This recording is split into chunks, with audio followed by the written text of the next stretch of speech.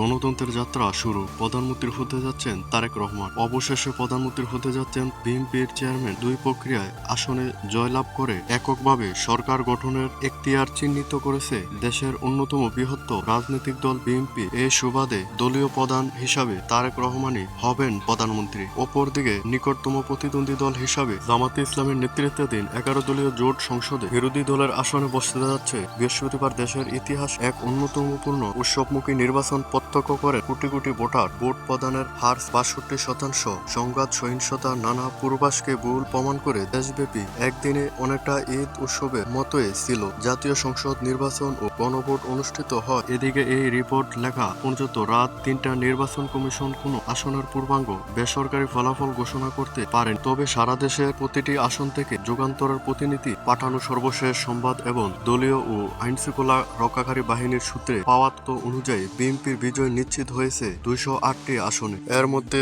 ঢাকা বিভাগে 50টি, চট্টগ্রাম বিভাগে 49টি, বরিশাল বিভাগে 17টি, ময়মনসিংহে 18টি, সিলেটে 17টি, রংপুরে 14টি, রাজশাহীতে 28টি এবং খুলনা 17টি পেয়েছেন বিএনপি।